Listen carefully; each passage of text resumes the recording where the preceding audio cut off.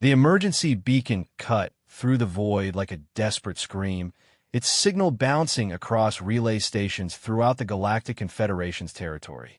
Commander Zixtal of the Science Vessel Harmonic Convergence watched the distress readings with growing alarm, her 4 eyes tracking the data streams that painted an increasingly grim picture. "Commander, we're receiving multiple SOS transmissions from the Kepler 442 system," reported her communications officer, a tall Yolani whose crystalline features reflected the bridge's amber lighting. "The signals are fragmented, but I'm detecting massive energy signatures consistent with Void Reaper technology." Zixtal's blood chilled. The Void Reapers were the galaxy's most feared predators, a nomadic fleet of cybernetic beings who consumed entire civilizations to fuel their endless expansion. They had been dormant for nearly a century, leading many to hope they had finally exhausted themselves in the galactic rim's dead zones. "What's the status of the Kepler colonies?" she asked, her voice steady despite the growing dread. 17 inhabited worlds, Commander. Total population approximately 4 billion souls across multiple species. The primary colony of New Sanctuary houses the sector's largest civilian research station. The tactical display materialized before them, showing the Kepler system as a collection of glowing dots surrounded by an ominous red cloud that could only represent the Reaper fleet. The enemy force was massive, easily 3 times larger than any recorded Void Reaper incursion in galactic history. "Sir, we're also picking up Confederation Navy transponders in the system," the sensor operator announced. "Admiral Kvash's Fifth Fleet appears to be engaging the enemy, but—" He paused, his mandibles clicking nervously. "The fleet strength readings are dropping rapidly." Zixtal had served under Admiral Kvash during the Spiral Wars. The Grizzled Decian was one of the Confederation's most capable commanders, leading a fleet of 200 advanced warships. If he was losing ground against the Reapers, the situation was worse than anyone had imagined. "Transmit a priority alert to Confederation Command," she ordered. "Request immediate reinforcement from all available fleets. Maximum priority authorization." Her communications officer worked frantically at his console before looking up with confusion. "Commander, I'm reading an automated response. All major fleet elements are engaged in Operation Stellar Shield along the Andromeda border. Estimated response time for reinforcements is 18 standard days." 18 days. By then, the Kepler system would be nothing but drifting wreckage, and the screams of the dying would have long since faded into the cold vacuum of space. Zixtal stared at the tactical display, watching as Admiral Kvash's fleet markers continued to wink out of existence one by one. "There has to be someone closer," she muttered, more to herself than her crew. "Run a search for any available military assets within a 10-day jump radius." The search came back nearly empty. A few patrol craft, some cargo haulers with minimal defensive capabilities, and a handful of system defense monitors that couldn't leave their posts. The Confederation had stretched itself thin, confident that the major threats lay in distant sectors while the core worlds remained safe behind layers of defense. "Wait," the sensor operator said suddenly, his voice carrying a note of surprise. "I'm detecting a fleet signature approximately 6 days out from Kepler. Configuration unknown, but the energy readings are substantial." "Confederation?" Zixtal asked hopefully. "Negative, Commander. The signatures don't match any known Confederation technology. Drive systems appear to be primitive by our standards, but the power output is extraordinary. I'm reading approximately 50 vessels of varying sizes." Sixtadfronith. Primitive technology usually meant lower capability, but 50 ships might be enough to evacuate some civilians if they could reach the system in time. "Can you identify their origin?" The communications officer had been monitoring broader frequencies and, suddenly, straightened in his seat. "Commander, I'm picking up an open transmission on the emergency band. It's from the unknown fleet." "Put it through," she ordered. The main screen flickered to life, revealing a figure that made several of her crew members gasp in recognition and fear. The being was clearly humanoid, but built like something designed for war. broad shoulders supported a frame that spoke of incredible physical power, while pale skin bore numerous scars that suggested a lifetime of conflict. But it was the eyes that truly captured attention, cold, calculating, and holding depths of experience that seemed impossible for such a relatively young species. "This is Admiral Sarah Chun of the Terran Defense Fleet," the human said, her voice carrying an authority that transcended species barriers. "We've intercepted distress signals from the Kepler system and are moving to assist. Any Confederation vessels in the area, please transmit tactical data and coordinate evacuation efforts." Zixtal had heard of humans, of course, the newest species to achieve faster-than-light travel. They had been granted observer status in the Confederation barely 50 years ago. Most considered them a curiosity, a species that had somehow survived on a world so hostile that it regularly tried to kill its own inhabitants through weather, geology, and ecosystem chaos. Their technology was crude, their ships ungainly, and their diplomatic efforts often resulted in confusion due to their bizarre social structures. But there was something in Admiral Chen's bearing that suggested this human fleet might be more dangerous than their reputation implied. "Unknown human vessel. This is Commander Zixtal of the Confederation Science Division," she responded. "I must warn you that the enemy force consists of Void Reapers in numbers exceeding any recorded incursion. Our estimates suggest over 1,000 vessels of various classifications.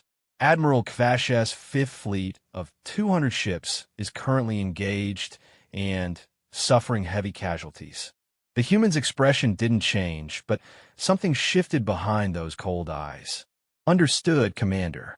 Transmit all available tactical data on Void Reaper capabilities. We'll coordinate with any surviving Confederation forces in system." "Admiral Chun, with respect, I don't think you understand the gravity of the situation. The Void Reapers have conquered entire sectors of the galaxy. They're cybernetic beings that convert captured populations into additional units. Their technology is centuries ahead of most species, and their combat doctrine is based on absolute extermination of organic life." Admiral Chun was quiet for a moment, and when she spoke again, her voice carried a note of grim amusement. "Commander, I appreciate the intelligence briefing, but you need to understand something about humans. We come from a world that spent millions of years trying to kill us through every method imaginable. We've fought wars that consumed entire continents and developed weapons capable of sterilizing our own planet. We've survived ice ages, supervolcanic eruptions, asteroid impacts, and plagues that should have ended our species dozens of times over." She leaned forward slightly, and the camera angle revealed more of the bridge behind her. Zixtal could see other humans moving with efficient purpose, their movements suggesting the kind of coordination that came from extensive combat experience. The equipment visible in the background looked sturdy rather than elegant, built for function rather than form. "The Void Reapers might be impressive by galactic standards," Admiral Chen continued, "but they've never faced a species that treats warfare as an art form and has been practicing for most of recorded history. We receive your distress call, and we're coming to help. The question is whether you want to coordinate with us or get out of our way." The transmission ended, leaving Zixtal staring at a blank screen while her crew exchanged uncertain glances. The human's confidence seemed almost insane given the odds they faced, but there had been something in her manner that suggested this wasn't bravado, but simple statement of fact. "Commander," the sensor operator said quietly, "I'm getting more detailed scans of the human fleet now that they're closer. The power signatures are unusual. Their ships appear to be heavily armored and mounting weapon systems that I can't immediately classify." "What do you mean, can't classify?" "The energy patterns don't match any known technology in our databases. It's almost as if they've developed an entirely different approach to space combat." He paused, studying his readings more carefully. "Commander, these readings suggest that their smaller vessels carry more firepower than our heavy cruisers." That seemed impossible. Human technology was primitive, barely advanced enough to achieve practical interstellar travel. Their ships were known to be crude assemblages of metal and chemical propulsion systems that somehow managed to function despite violating numerous principles of efficient design. "Run a diagnostic on the sensors," she ordered. "There might be interference affecting the readings." While her crew worked to verify the data, Zixtal found herself studying the tactical display again. The situation in the Kepler system continued to deteriorate. Admiral Kvash's fleet was down to fewer than 80 ships, and the Void Reapers showed no signs of slowing their assault on the civilian populations below. "Diagnostics complete, Commander. Sensors are functioning normally. The human fleet readings are accurate." Zixtal made a decision that would later be recorded as one of the most significant moments in galactic history. "Open a channel to Admiral Chun. Full tactical data sharing. If the humans want to help, we'll give them everything we know about Void Reaper capabilities and current battlefield conditions." The response came within minutes, and Admiral Chen's image filled the screen again. This time, Zixtal noticed details she had missed before. The human's uniform was practical rather than ceremonial, designed for extended operations rather than formal occasions. Her hands showed calluses that suggested familiarity with physical labor, and there was a small scar above her left eye that spoke of personal combat experience. "Commander Zixtal, we've received your data packages and integrated them into our tactical systems.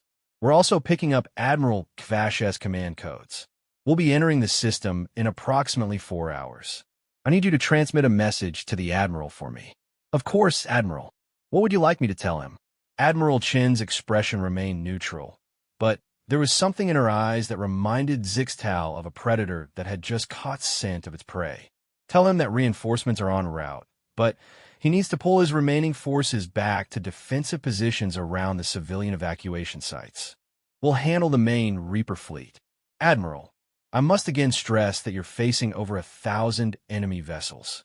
Even if your ships are more capable than our sensors suggest, the odds—" "Commander," Admiral Chun interrupted gently, "you're thinking about this wrong. This isn't about odds or superior technology. This is about humans doing what humans do best." She leaned back in her command chair, and for the first time, Zixtal saw something that might have been a smile. "We're going to show the galaxy why our world tried so hard to kill us and why it failed." The transmission ended again, leaving Zixtal with more questions than answers. She found herself hoping that human confidence was based on something more substantial than species arrogance, because the alternative was too terrible to contemplate. 4 billion lives hung in the balance, and the galaxy's newest members were apparently preparing to face its oldest nightmare.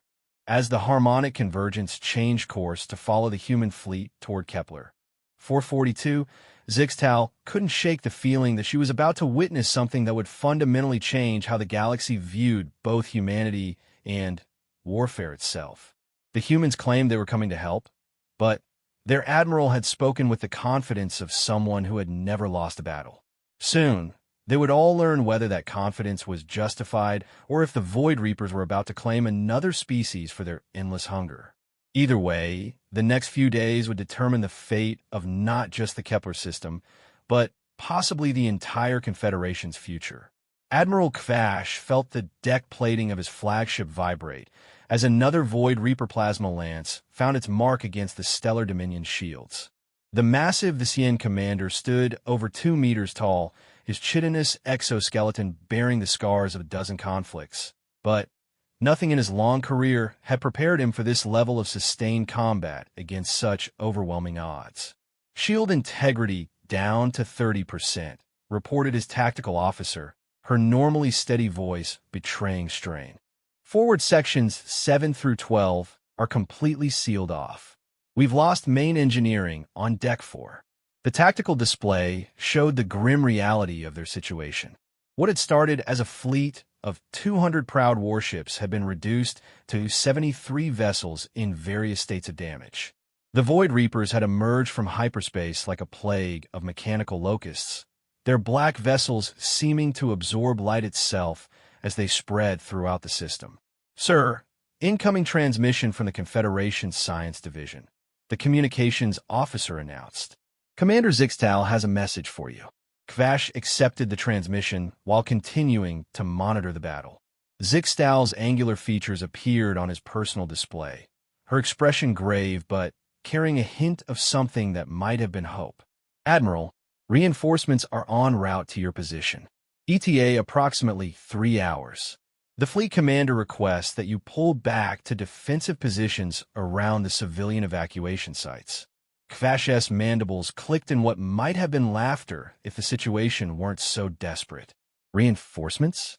Commander, unless the Confederation has managed to mobilize the entire 7th Fleet, I don't see how. Sir, Zixtal interrupted, the reinforcements are not Confederation vessels.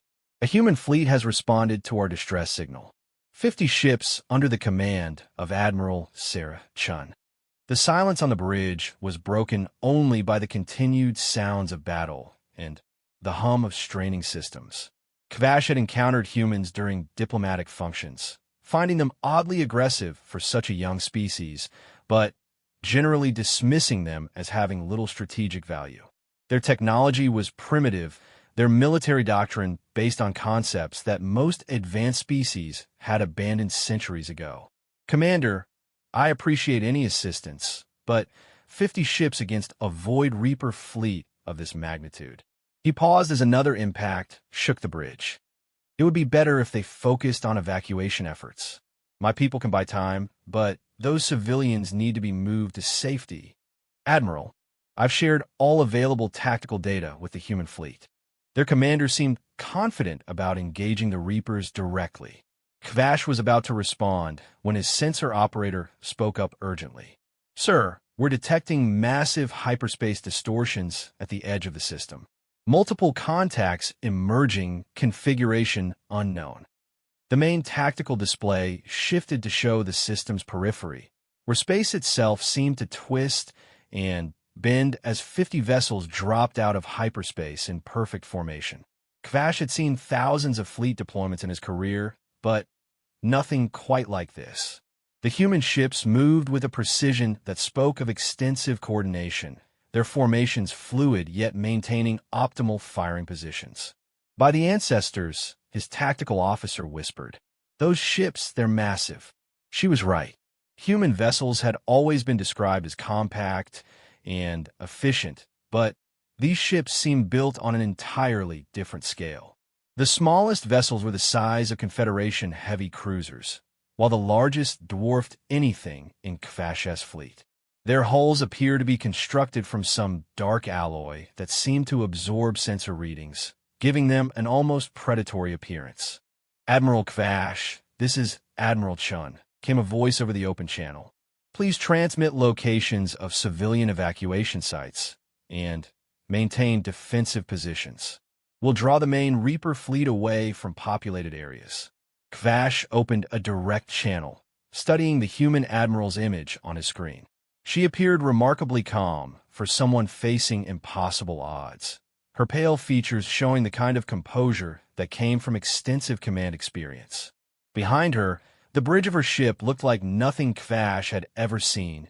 Banks of displays showing tactical information in formats he couldn't immediately interpret, while human crew members moved with efficient purpose. Admiral Chun, I must warn you that Void Reaper technology is centuries ahead of most galactic species.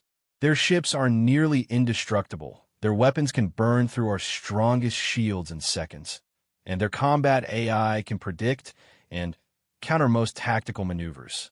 Admiral Chin's expression didn't change, but something flickered in her eyes. Admiral, I appreciate the intelligence, but I think there might be some things about human military doctrine that are in your databases. Before Kvash could respond, the human fleet began moving into the system at speeds that defied their apparent size. The largest vessels maintained steady courses toward the main Reaper concentration, while smaller craft spread out in patterns that reminded Kvash of hunting formations he had seen in nature documentaries about Earth predators. Sir, his sensor operator said with obvious confusion, the human ships are accelerating beyond what their drive signatures should allow. They're also emitting some kind of interference that's making it difficult to get clear readings on their capabilities. On the tactical display, The Void Reaper fleet had noticed the newcomers and began redirecting significant forces to intercept.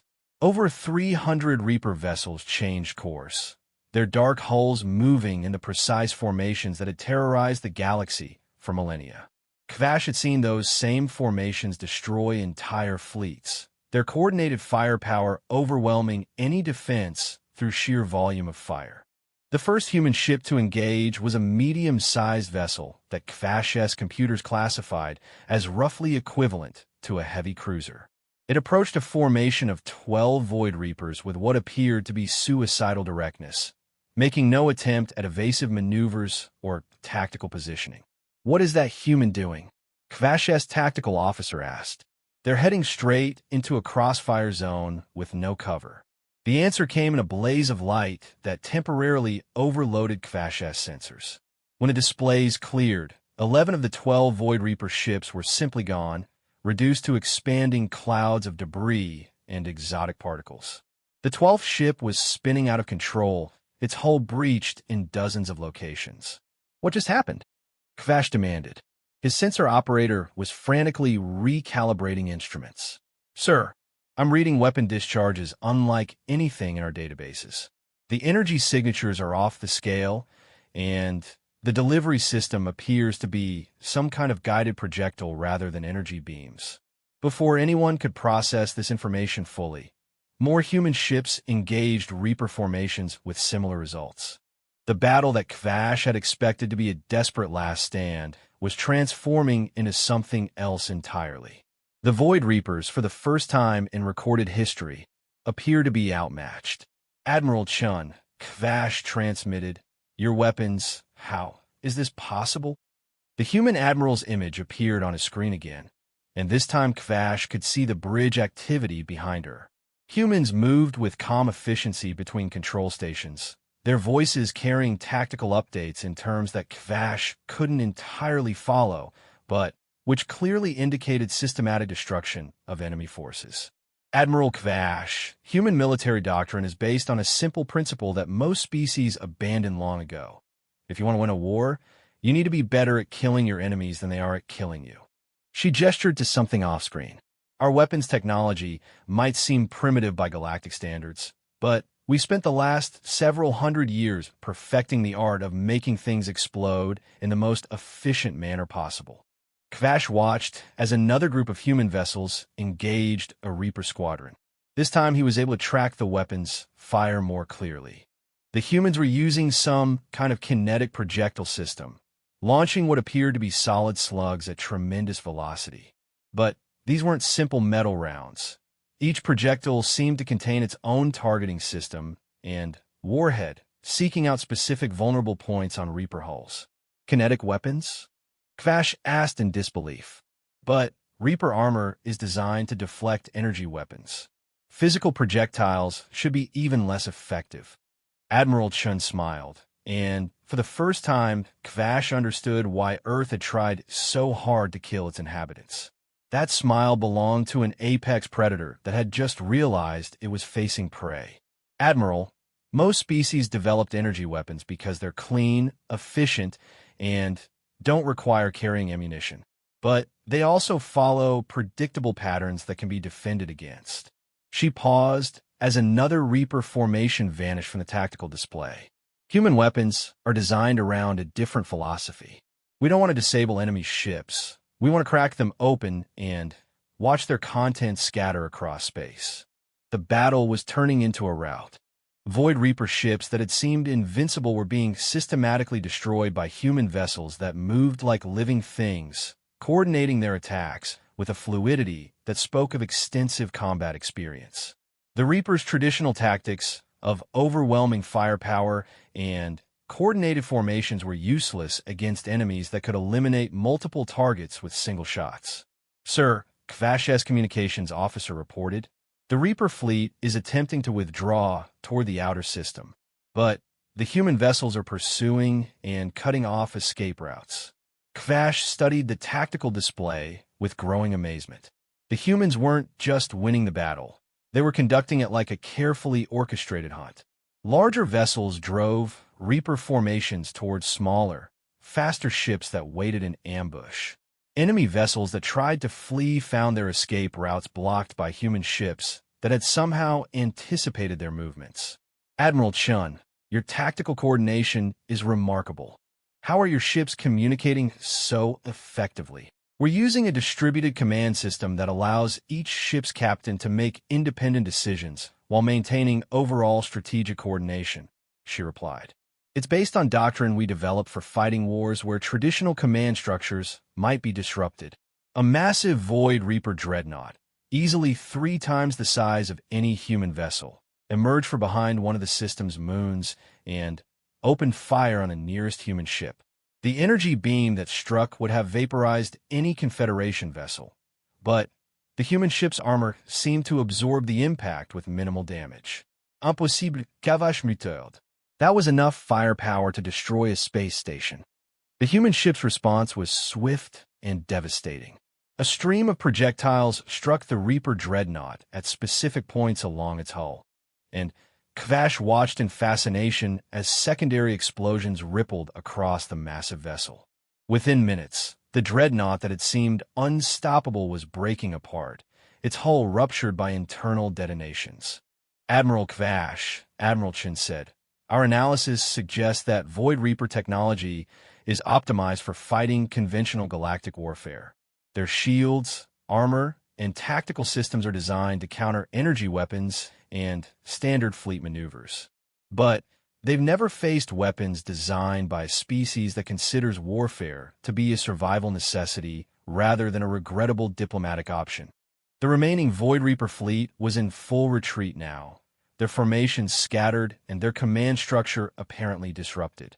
Human ships pursued with relentless efficiency, eliminating fleeing vessels with the kind of systematic thoroughness that Kvash had only seen in historical records of the galaxy's most ruthless military campaigns. Admiral, Kvash said slowly, what exactly do humans consider to be standard military equipment? Admiral Chen's smile widened slightly. Admiral, what you've seen today represents our peacekeeping fleet, the ships we send to handle diplomatic crises and provide humanitarian assistance. She paused, studying something on her displays. If you'd like to see our actual warships, I suggest you never give us a reason to deploy them. As the last Void Reaper vessel vanished from the tactical display, Kvash found himself looking at the human fleet with entirely new eyes. These weren't primitive vessels crewed by aggressive primitives. These were weapons platforms operated by a species that had turned violence into a science and warfare into an art form. The galaxy, Kvash realized, had just learned that humanity's reputation for being peaceful was not the same thing as being harmless. Dr. Yenisilthak had spent her entire career studying xenobiology and interspecies psychology, but nothing in her extensive education had prepared her for the sight of humans conducting rescue operations in the aftermath of the Void Reaper assault. The Zealothi scientist floated in the observation deck of her research vessel, watching through the transparent aluminum viewports as human ships moved between the damaged orbital stations around New Sanctuary. The largest human vessel, which Admiral Chun had identified as the Indomitable, had positioned itself next to the crippled civilian habitat Harmony Falls. The human ship dwarfed the station, its dark hull bristling with what were clearly weapon systems, but also dozens of smaller craft that moved like mechanical insects between the two structures. Dr. Silthak called her assistant, a young Korthani named Vex whose fur rippled with nervous patterns. The humans are requesting permission to begin evacuation procedures. They say they can have all survivors transferred within 6 hours. Yenna turned from the viewport, her tentacles curling with confusion. 6 hours? The station has over 30,000 survivors trapped in sections with limited life support. Standard evacuation protocols would require at least 3 days with a full rescue fleet. That's what I told them, Doctor. But they insisted they could manage it in 6 hours. Vex paused, his fur shifting to display patterns of uncertainty. They also said they're bringing medical supplies and trauma specialists. Through the observation ports, Yenna could see human shuttlecraft approaching the damaged station. These weren't the sleek, elegant vessels typically used for civilian operations, but rather bulky, utilitarian craft that looked like they had been designed for hostile environments. Each shuttle was easily 3 times the size of standard rescue vehicles. "Doctor," her communications officer announced, "we're receiving a transmission from the human medical commander. She's requesting coordination for triage operations." "Put her through," Yenna replied, curious to meet the humans responsible for what was being described as the most efficient military operation in recorded galactic history. The holographic display materialized, showing a human female wearing what appeared to be medical gear mixed with military equipment. Like Admiral Chun, she had the same calm confidence that seemed characteristic of the species, but there was something else in her expression, a kind of focused compassion that Yenna had rarely seen in combat veterans. "Dr. Silthak, I'm Commander Rebecca Martinez, Chief Medical Officer for the rescue operation. We've received casualty reports from the Harmony Fall Station and are preparing to begin emergency treatment.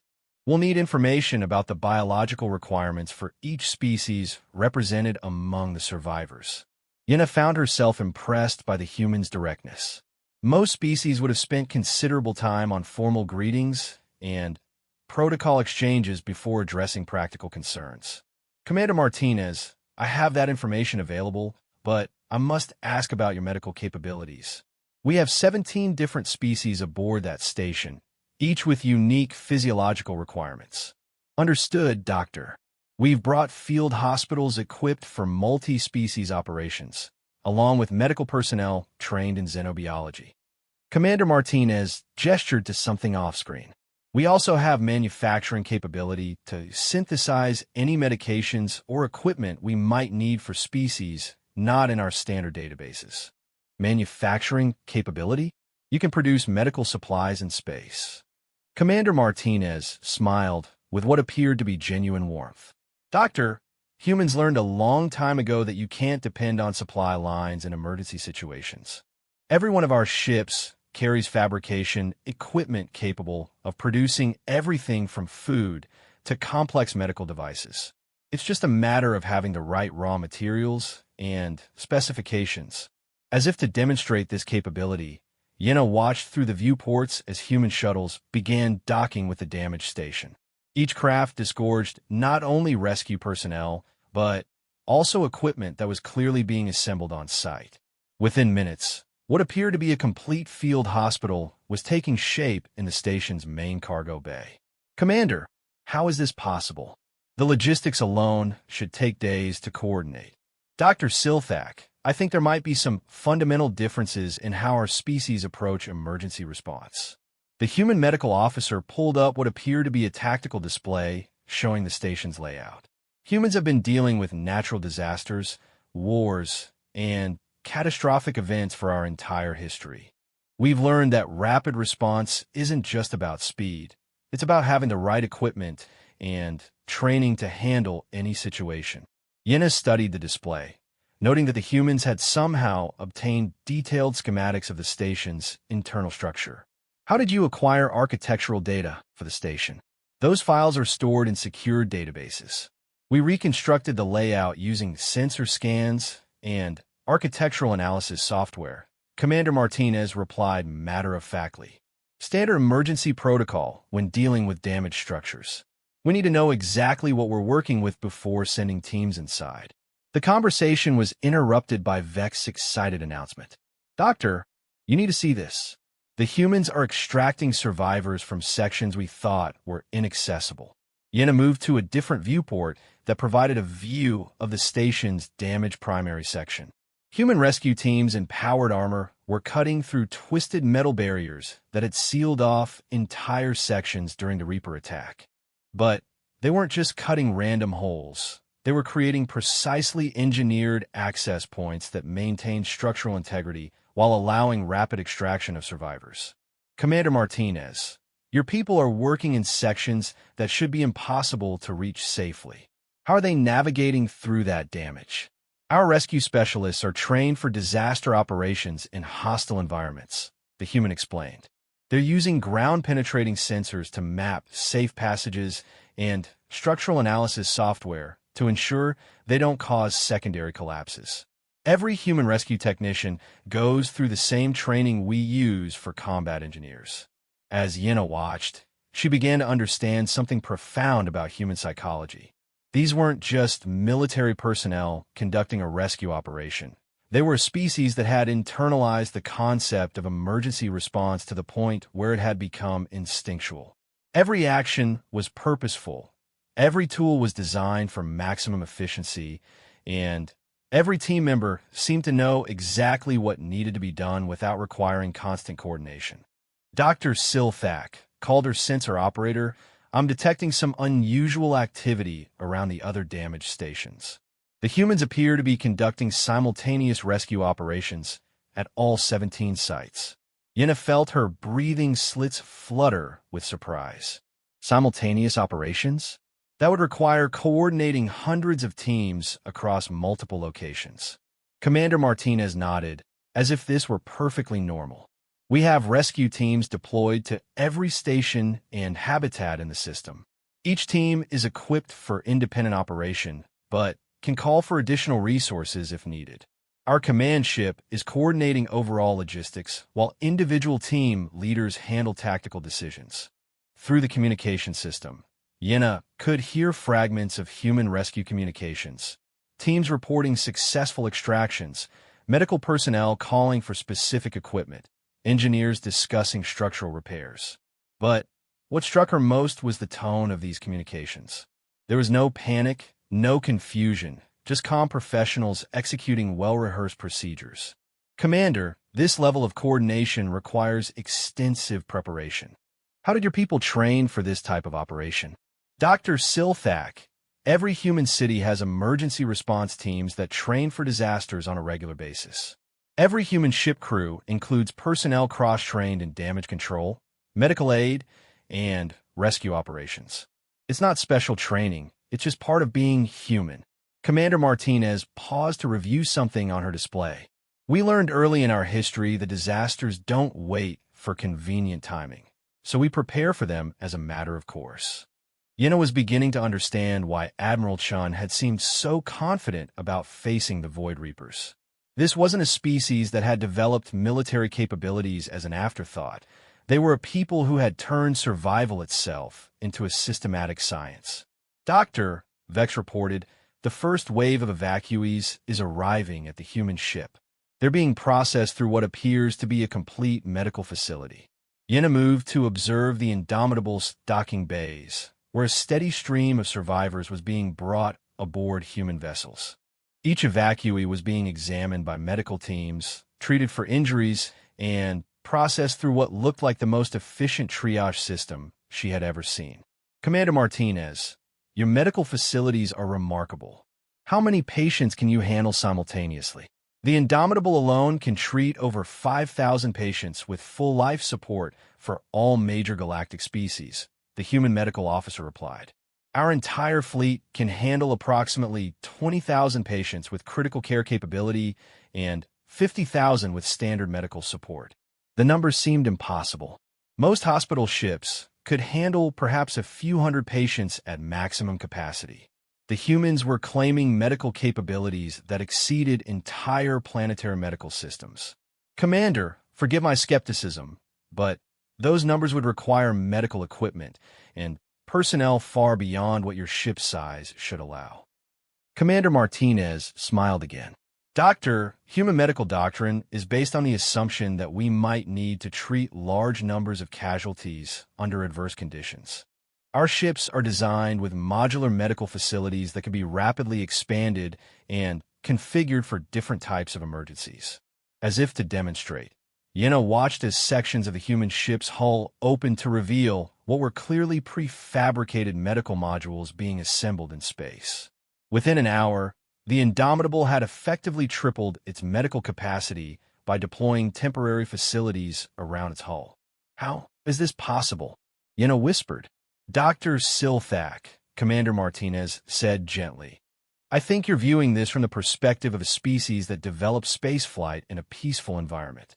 Humans developed our technology while fighting wars, surviving natural disasters, and dealing with constant threats to our survival.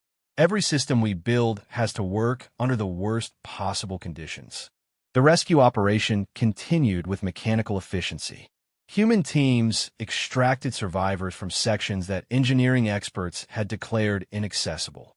Medical personnel treated injuries using equipment that seemed to adapt automatically to different species' physiological requirements. Logistics coordinators maintained supply lines that ensured no team ever ran short of essential materials. Doctor, her communications officer announced, we're receiving updates from the other rescue sites. All 17 stations are reporting successful evacuation operations. Total time elapsed, 4 hours, 37 minutes. Yenna stared at the tactical display, showing green indicators at every rescue site. The humans had accomplished in less than 5 hours what should have taken weeks with conventional methods.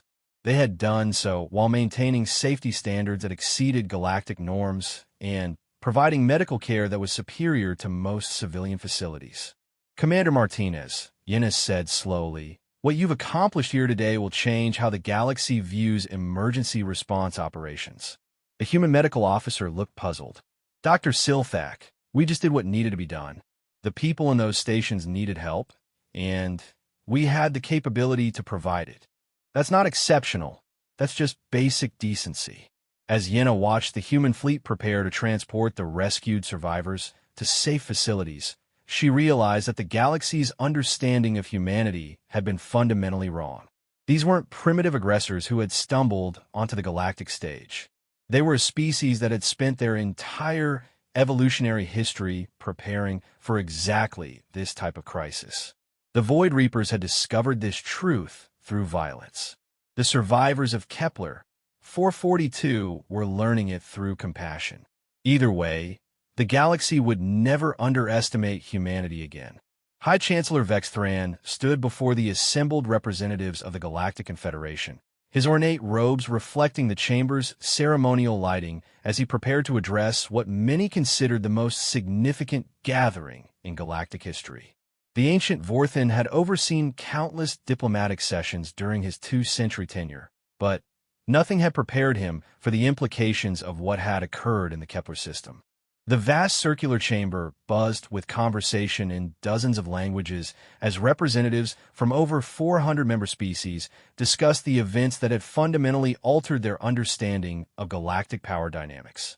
Holographic displays throughout the chamber showed detailed recordings of a human fleet engagement with the Void Reapers, footage that had been analyzed by military experts across the galaxy with consistently shocking results. Honored delegates, Chancellor Vexthran began, his voice amplified throughout the chamber. We convene today to discuss the recent events in the Kepler 442 system and their implications for the Confederation's strategic doctrine. The conversations died away as attention focused on the central podium where Admiral Kvash stood beside a human figure that most delegates were seeing for the first time. Admiral Sarah Chen wore what appeared to be a formal version of the practical uniform she had worn during the battle, but her bearing remained unchanged, calm, confident, and carrying an undercurrent of controlled power that made several delegates unconsciously shift in their seats.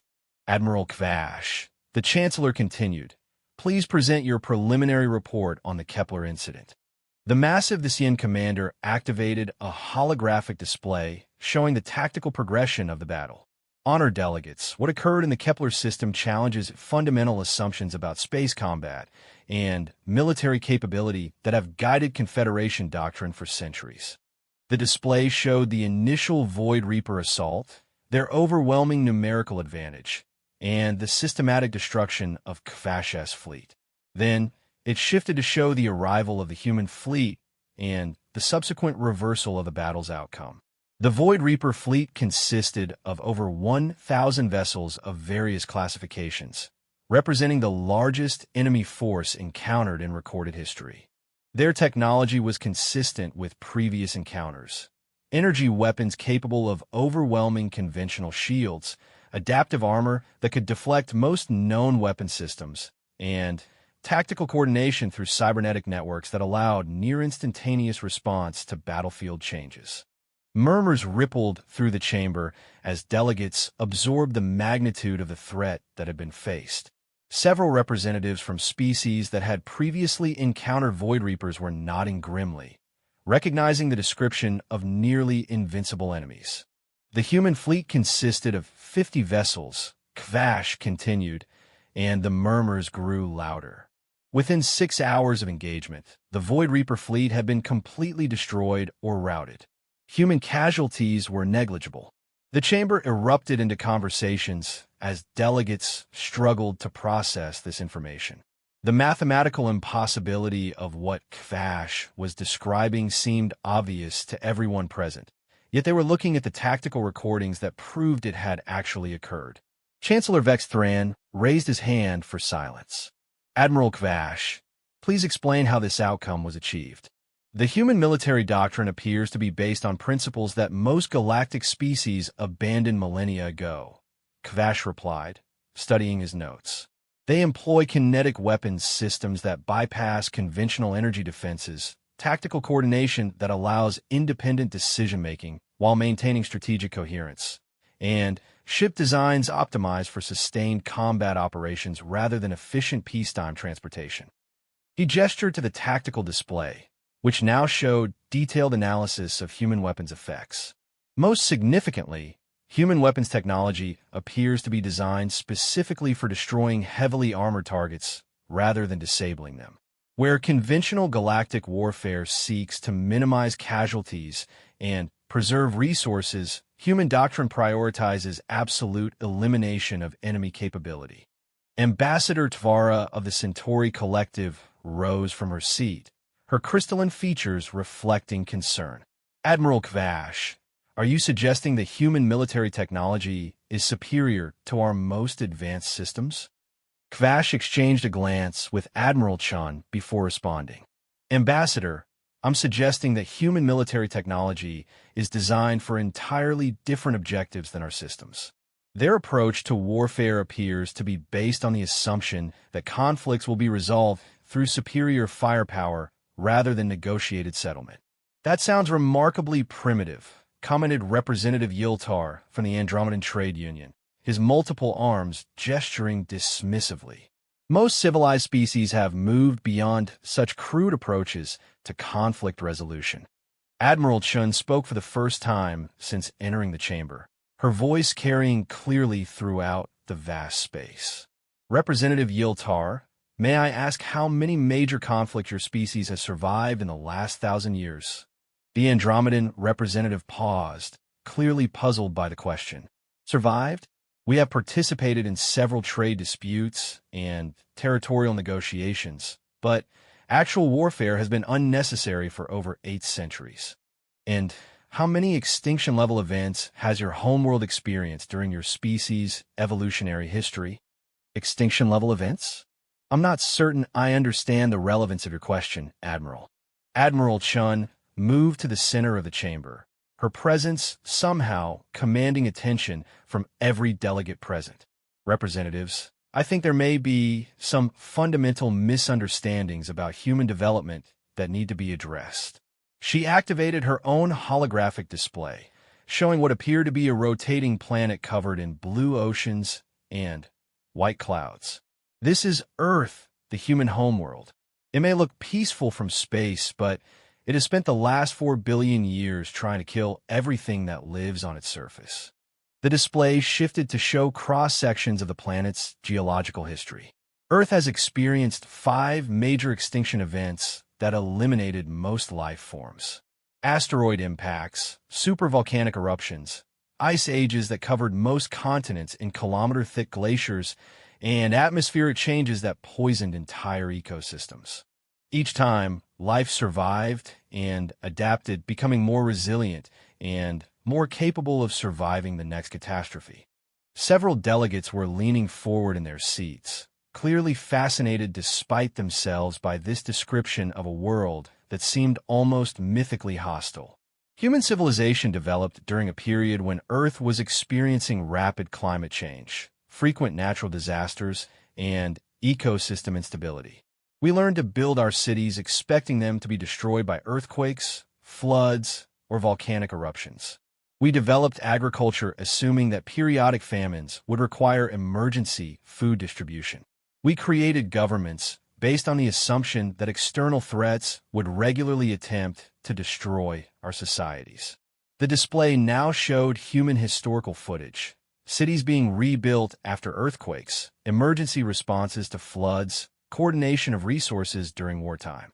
But what struck the delegates was the systematic efficiency with which humans responded to each crisis.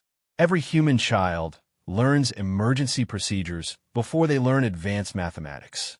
Every human community maintains disaster response capabilities as a basic civic function. Every human technology is designed to function under adverse conditions because we assume that adverse conditions are the normal state of existence. Representative Colmesh of the Spiral Federation raised a tentacle questioningly. Admiral Chun, are you saying that human military capability is simply an extension of your survival adaptations? Representative, I'm saying that for humans, military capability and survival capability are the same thing. Admiral Chun gestured to the tactical recordings still visible on surrounding displays.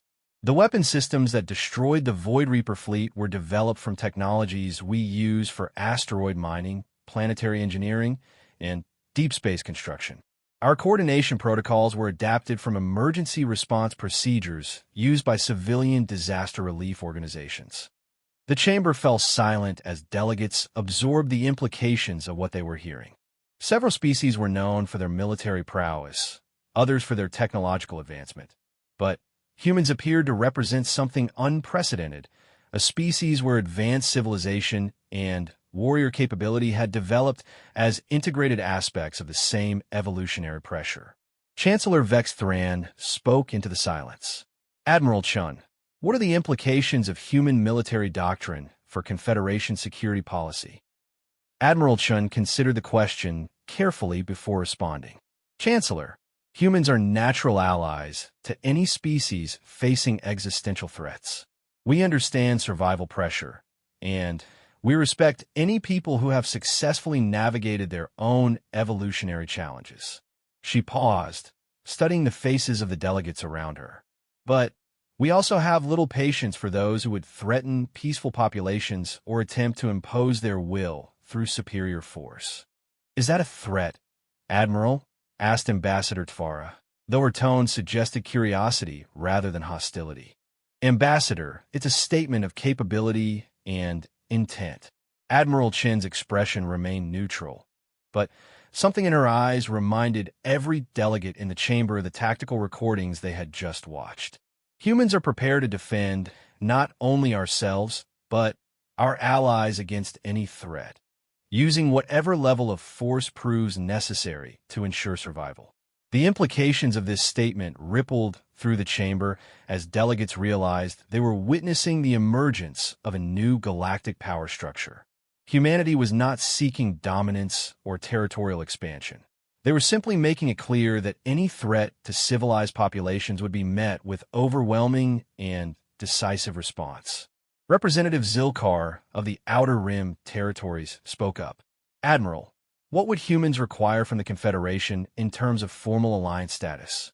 Representative, humans don't require anything from the Confederation except the opportunity to continue helping where we can be useful. Admiral Chun smiled slightly. We didn't come to Kepler seeking recognition or reward. We came because people needed help, and we had the capability to provide it. She gestured to the recordings of the rescue operations that were still playing on some displays. Humans are interested in being good neighbors and reliable allies. We're willing to share our emergency response capabilities, our medical technology, and our defensive expertise with any species that requests assistance. And if they don't request assistance, asked Chancellor Vex Thran, then we'll continue doing what we've always done, taking care of our own people and preparing for whatever crisis might arise next. Admiral Chen's expression grew more serious. But if anyone threatens peaceful populations under our protection, they'll discover that human military doctrine is based on a very simple principle. Those who prey upon the innocent forfeit any right to mercy. As the session continued with detailed discussions of tactical coordination, technology sharing, and diplomatic protocols, one fact became clear to every delegate present. The galaxy had gained a guardian species whose capabilities had been forged in the fires of evolutionary survival and tested against the most dangerous enemies anyone had encountered. The Void Reapers had learned this truth through destruction. The people of Kepler 442 had learned it through salvation. Now the entire Galactic Confederation would learn what it meant to have humanity as an ally. Some would find this reassuring. Others would find it terrifying. But none would ever again make the mistake of underestimating the species from the hostile blue world that had spent millions of years learning how to survive, adapt, and protect those who could not protect themselves. The age of human involvement in galactic affairs had begun, and the galaxy would never be the same.